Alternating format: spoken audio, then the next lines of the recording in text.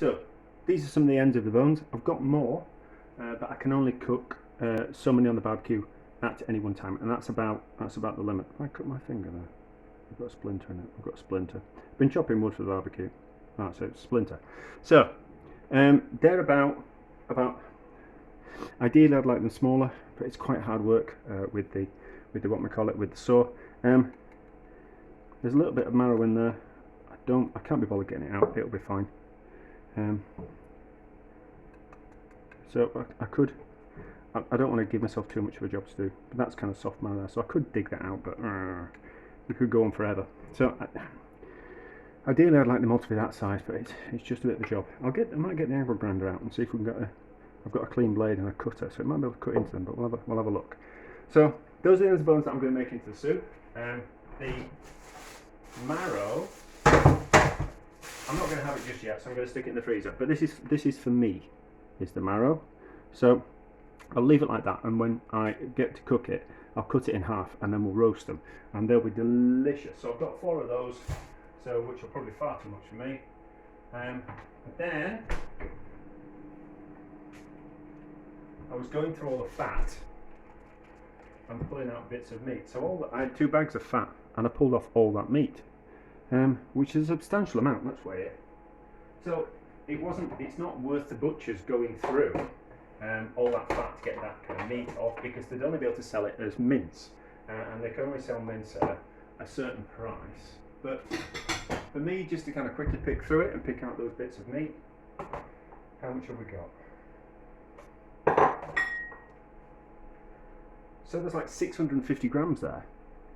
So that's all right, isn't it? So I can either mince that, or what I thought I'd do is, I suppose there's the Vietnamese dishes where it's like really heavy beef broth with ginger and spring onions and lemongrass and all those type of things, slowly cooked down and slowly infused, and then you pour it over noodles and things like that. So I suppose we could do a version of that, and then when you warm it, you pour the beef over the hot broth over noodles and some raw vegetables, some onion, and then some raw meat and some cooked meat. So I suppose we could do that, but I'm not going to do that.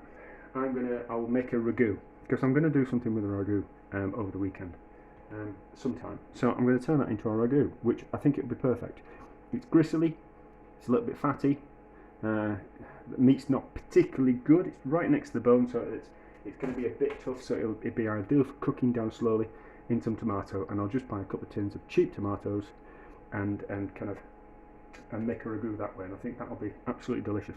That's kind of like a meal for free. So there's like 4 good portions worth of meat there. So anyway, I'll roast these on the barbecue, and then we'll make some stock. I'm a bit out of breath because I've been sawing and cutting wood. But anyway, that was a quick update on the stock. Right, I've got quite a lot of bones. I've charred them on the barbecue outside, so we've got a nice bit of colour on them. The pan's a little bit too high for you to kind of see in. So what I'm going to do is I'm going to put the bones in the pan, cold water, bring it up to the boil, and then throw that water away, and then start again with fresh water, and that'll just get rid of some of the impurities in the bones and the excess amounts of fat, and any kind of like two charred bits that it's picked up from the barbecue. Can't really show that, but come back when it's at the second boiling, and then we'll add the fat to it as well. So not much to see until we're at that point.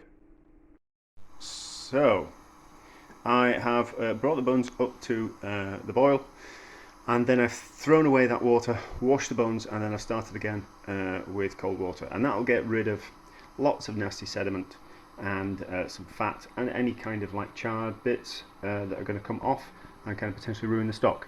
I might end up doing it again. I haven't decided yet, and I haven't decided yet if I'm going to render the fat in the stock. I don't know if there's going to be enough room in the pan, so I'll have to see. I'll have a think. I'm going to go and have a shower. I need to put some washing in, and I'm going to have a shower, and then I'll kind of have a think if I want to kind of render the fat in there as well. It will give some flavour and some nice jelly to the stock, while not kind of taking away any kind of flavour to it. So I don't know. I'll have a think. So I've decided that I will render the fat in the beef stock on top of it, and we'll kind of see what happens because it's all free, and we're going to get some kind of stock, and we're going to render that fat out as well. So I was kind of thinking about Vietnamese pho. I think it's, how do you pronounce it? It's P-O-H. Pho. Anyway, Phi Pho Fum. And I was kind of thinking that you normally put a little bit of meat in with it and some aromatics. And I was kind of thinking, well, there is going to be some flavour because there's going to be a little bit of meat in those ground up bits of fat. So there's going to be some flavour in there. So it's kind of there. And as long as it doesn't turn a bit the stock cloudy, it should kind of do a good job. I'll have to do it in 2 batches because there's too much fat for that one pan. It's a big pan, but there's still too much fat for that one pan.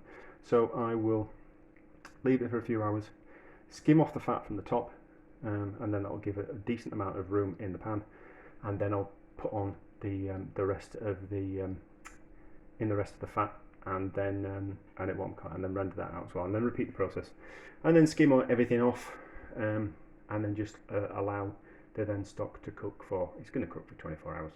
So what, it's about 5:30 in the evening, so it'll be ready about 5:30 tomorrow. But I'll be going swimming about this time tomorrow, so it'll probably be a bit later. I'll probably turn it off at about 5:30 and then let it stand and then sort it out when I come home from swimming tomorrow night. But we'll see how we go. There'll be a bit of an update, and I think as well that the minced up fat that I put on the top might actually clarify the stock a little bit. It might kind of capture any kind of bits of debris and anything like that in the stock. But we'll see. We'll find out what happens. It's you're not supposed to do it this way, but I'm not really one for following rules, and unless you can really tell me a good reason, I'm going to try it anyway. So, not particularly very clear, but that's because I rendered that fat down in it, so it's kind of turned it a little bit murky, and it's lost its colour as well. It was kind of quite going to go dark because I roasted the bones. It tastes okay though, but we'll see. It needs a strain. I need to get the bones out of it. It needs a strain, and then we'll have another look at it. It probably could do with a strain and then a reboil, or allowed to sit and kind of any kind of sediment going down the bottom. As beef stocks kind of go, it's not that impressive. But I had a thought, and I was thinking, obviously a lot of gelatin has come out of the fat rendering process, and it's quite a it's going to be quite a gelatinous stock, which makes me kind of wonder if there is a point like a gelatinous stock not kind of take as much flavour out of the bones as possible. Is it better just to have like a water to a stock? What am I trying to say? Is it better to have a weaker stock and reduce it rather than trying to make a stronger stock? So if I was to take this stock and then put that stock in with some fresh bones, would it be as good as reducing that stock, the original stock, down by half? That's kind of what I'm saying. That's kind of like a question that I'm kind of asking myself, and I don't know. I suppose it's another question for another time. But let's strain it and we'll see what happens and see how it turns out. Right, so can't really tell. That's not as murky. It's in a silver pan, so it's kind of blending in with the colour of the pan. So it's not as murky. I brought up to the simmering point maybe 6 or 7 times, and kind of skimmed the top of the surface, so it's less murky. There's not much flavour to it. So I don't know if a lot of the flavours kind of come out of it into the like the from the fat. I don't know if it's kind of the kind of flavour of has been transferred into the things, the fat that I was clarifying out of, not clarifying, rendering out of the rendering out into the stock. So I don't know if we've kind of like lost flavour that way, but I don't know. I don't never think there's much flavour in bones anyway. So I'm kind of quite curious. I didn't put any vegetables in the stock, so does a lot of the flavour for the stock actually come from the vegetables? I don't know. Is this a failed video? A little bit, yeah. But we learn things, and there's always more questions to be answered, isn't there? And ask. So we'll see. I might buy some more. I'll get some more bones and make another stock and not render any fat in it. But you can see there's some debris coming to the top, which will skim off, and then I'll pour it into a container and we'll let it set. I'm going to have a look at it when it's set, but I think it'll be really jellified. Right, it's extremely jellified. It's got loads of gelatin. And there's that. So it's very cloudy. And there's not that much taste to it. It's you can see how jellified it is. So, but there's not that much flavour to it. It tastes like cold. No, there's not that much flavour to it. So it's kind of a failure, isn't it? I'll use it for something. Yeah, I'll use it for something. But you can see that as it cooled, some more sediment and impurities kind of came to the top, and I kind of pushed them to one side. So that's what that is. So I think eventually, if you kept heating it gently, more impurities would come to the top, and you could skim them off. But obviously, as you heat it, you're evaporating the what we call it, you're evaporating liquid off, and it becomes more jellified and more concentrated. It's not necessarily what I wanted. I wonder if